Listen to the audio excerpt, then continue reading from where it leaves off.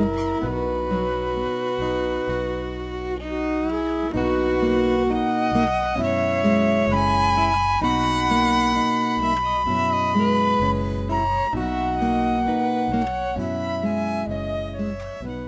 Quaker Tapestry began in the south of England in 1981 in a Quaker Sunday school.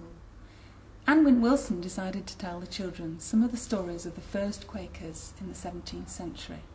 It was her intention to make a long scroll depicting some of these stories.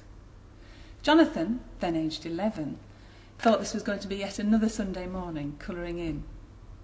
Now he knew Anne was an embroiderer, and he asked her, "Can we do it in embroidery?" Jonathan threw the first pebble in the pond that January morning, and the ripples still continue today.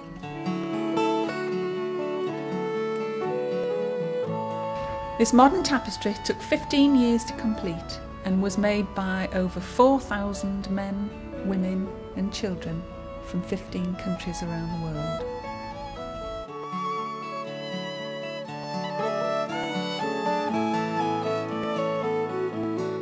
It was never designed to be an academic history, more of a celebration of Quakers' ideas and experiences over the last 350 years. It was an experiment in education and communication, and today it continues to inspire all those who come to see it here in Kendal Friends Meeting House and when it visits other areas of the country. In 1981, when the project began, Anne Wilson was completing her City and Guilds embroidery pieces on the 11th century Bayeux tapestry. Anne devised an embroidery scheme that would incorporate elements of the Bayeux tapestry within the Quaker Tapestry. It would be unified in its design, fabric and materials, yet diverse enough in its technique and subject matter to draw together groups of people with differing interests and abilities. The Quaker Tapestry was to be a Bayeux in bits. Whenever possible, photographs were used in the design to help the embroiderers choose the colours and the stitches. Here, St Andrew's Church in Sedbergh was being used to help create the design. When it came to choosing the stitches for the animals, Anne suggested the embroiderers imagine themselves stroking the dogs, and that immediately suggests which way to do the stitches. For the central figure, George Fox, dressed in his leather breeches, Anne did lots of research. She asked her husband David to pose in his walking trousers, and it is said she spent many a happy hour observing men's bottoms. For some Quakers, working on a panel had deep meaning, like the experience of a retired engineer who embroidered the Nantucket whaler on panel F12.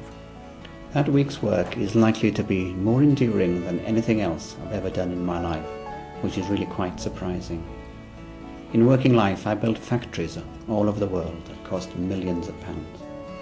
The tapestry is a tiny little thing, but it's obviously going to endure in time more than any of these other things. Already, I know some of the factories I built have been closed and demolished. They pass, while this work we have done is enduring. I was conscious of that while I was working on it.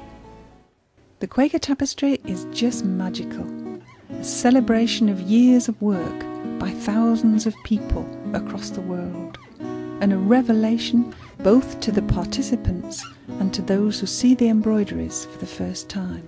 Beneath the woodland floor, your roots spread deep and far, the perfect footing for this family tree.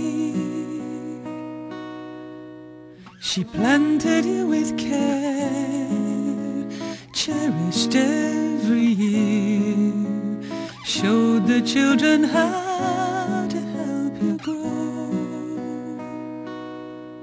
If you haven't seen the tapestry yet, then you're in for a treat. No amount of film or photographs can express the vibrancy of colour or relate the scale of this immense work of community art.